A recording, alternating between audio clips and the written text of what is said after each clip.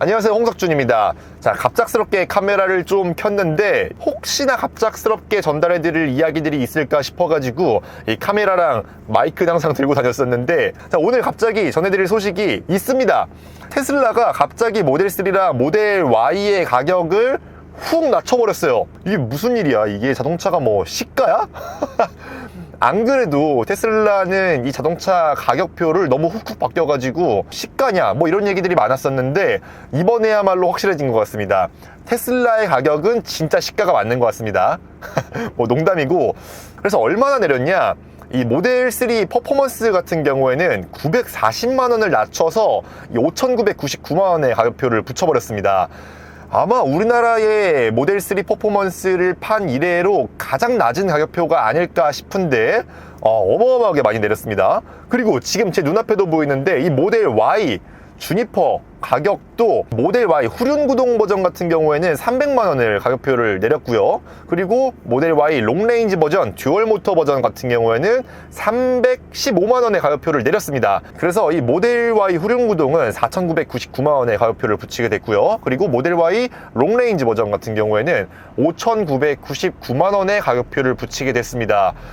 진짜 파격적인 가격 아닙니까?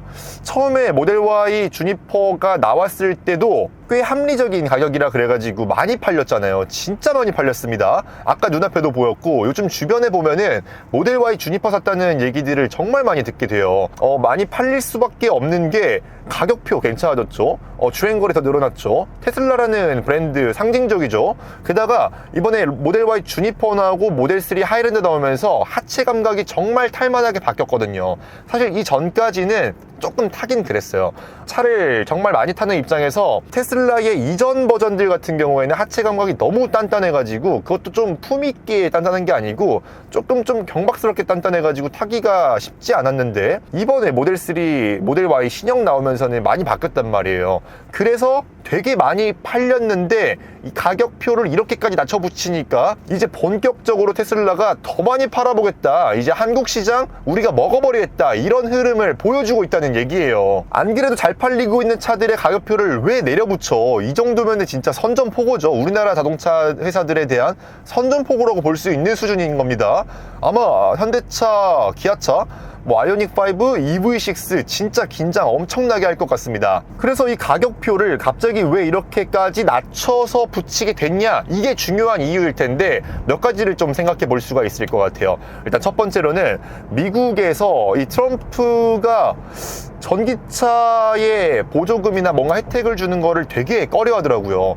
전기차 다 없애버리겠다, 약간 이런 정책을 펼치고 있는데, 그래서 이 최근에 미국의 전기차 보조금을 삭감했죠. 우리는 이제 미국 안에서 전기차 안 팔겠다, 이런 얘기예요. 그래서 테슬라가 진짜 갈 곳을 잃은 거죠.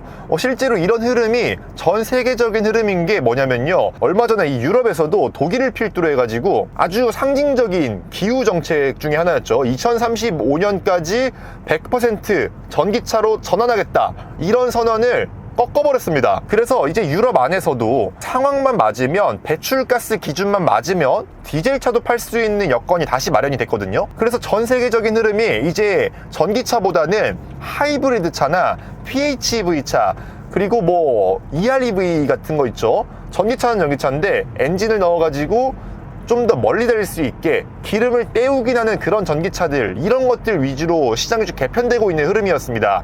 그러면 테슬라 같은 전기차만 만드는 회사들은 어떤 느낌이 들어요? 우리 이제 망했다. 전기차만 파는 회사는 하이브리드 같은 차 만들 여력이 없으니까 우리 이제 망해버렸다, 어떡하냐, 위기감이 들 거잖아요. 그래서 테슬라의 이런 공격적인 가격 인하가 그런 흐름 속에서 만들어진 상황이 아니냐라는 생각을 해볼 수가 있을 것 같아요. 아니 진짜 이 업계에 있으면서 딱 어제까지만 해도 전기차 흐름이 약간 한풀 꺾이는구나, 도 그렇고 뭔가 사람들이 전기차 사는 거를 조금씩 꺼려하고 이런 흐름이 보이다 보니까 이게 전기차 흐름이 조금 끊기는구나, 이런 생각을 해보게 만드는 찰나였는데, 테슬라의 힘이 이 정도로 셉니다. 가격 할인을 한번 하면서 다시 모든 사람들의 눈이 테슬라를 향하게끔 하는 이런 마법 같은 일들. 그리고 테슬라 입장에서 우리 한국 한정으로 좀 생각해 볼 수 있을 만한 얘기들이 있는데, 이 테슬라가 단순히 전기차만 만드는 브랜드는 아니잖아요. 테슬라 하면 또 떠오르는 기능이 이 FSD, 자율주행 기능이 강력한 킬러 컨텐츠로 작용을 하고 있잖아요. 테슬라 사면은 단순히 전기차 사는 느낌이 아니란 말이에요. 내가 뭔가 A부터 B까지 이동할 때 다른 차들보다 편안하게 움직일 수 있겠다라는 상상을 할 수 있게 만드는 그런 차잖아요. 이런 이미지 메이킹이 잘 돼 있는데 자동차 판에서 전문가들이 이야기하는 판에서는 테슬라가 좀 강력한 ADAS 기능을 넣어놨던 거는 사실이지만 실제적으로 자율주행의 기술력이 아주 다른 차들을 압도한다라고 보기는 힘들었단 말이에요.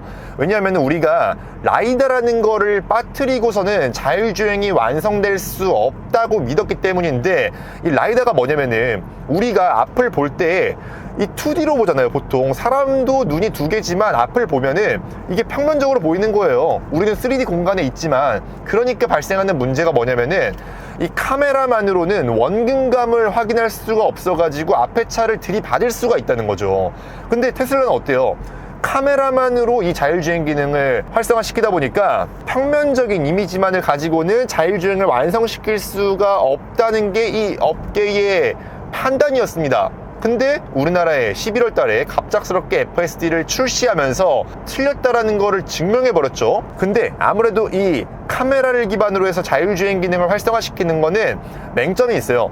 엄청나게 많은 빅데이터가 기반이 되어야 된다는 건데, 그거는 우리나라 환경에 맞는 빅데이터가 필요한 거예요. 우리나라에 FSD 기능이 들어왔을 때 많은 분들이 보셨겠지만 잘 됩니다. 일반 도로 위에 올라와 가지고 움직이는 거는 아주 무난하게 가요. 근데 몇 가지 기능으로 좀 하자가 있었던 거는 뭐냐면요, 좁은 길에서 앞에 버스가 서 있으니까 나는 우회전 하려고 하는데 이 버스를 노란선 넘어서 그냥 가버리더라고. 그런 영상도 떴었고, 그리고 우리나라 뭐 쇼핑몰이나 아니면은 뭐 아파트 지하주차장 나가는 거 얼마나 복잡합니까?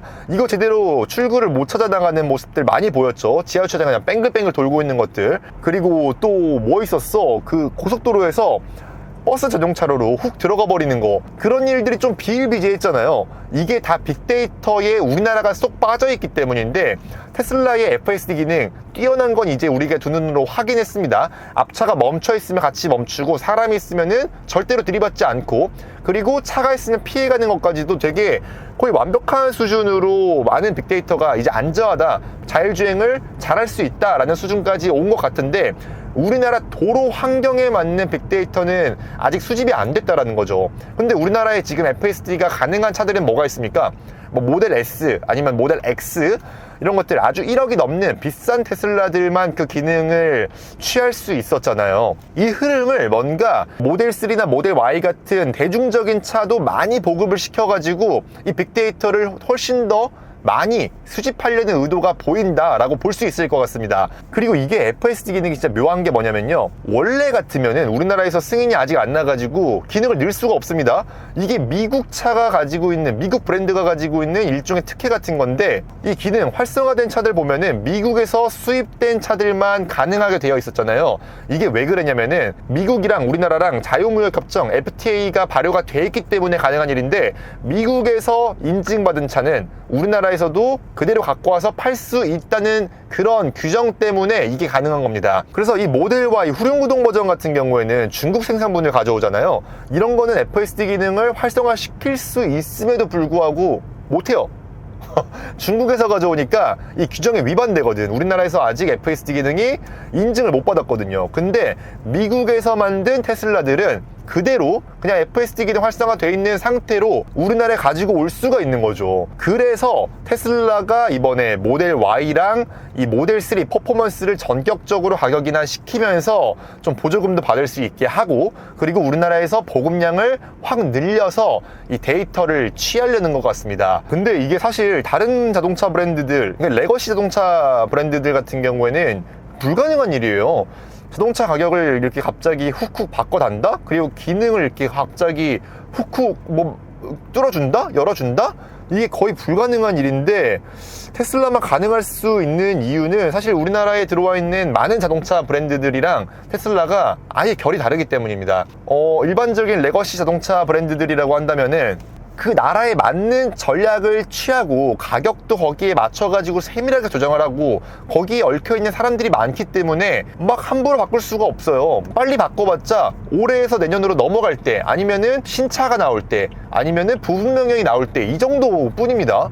근데 테슬라는 뭐 그냥 같은 연식인데도 불구하고 그냥 훅훅 바꿔. 이게 원래 기존 자동차 브랜드들에서는 감당이 안 되거든요. 심지어 그런 경우도 있잖아요. 할인 안 한다 그랬다가 갑자기 중간에 어디서 할인해서 팔게 되면은 그거 우리가 보상해 주겠다, 이런 프로그램들도 운영을 할 정도인데, 테슬라는 그냥 지금 가격을 인하할 수 있으면 인하해 버리는 거야.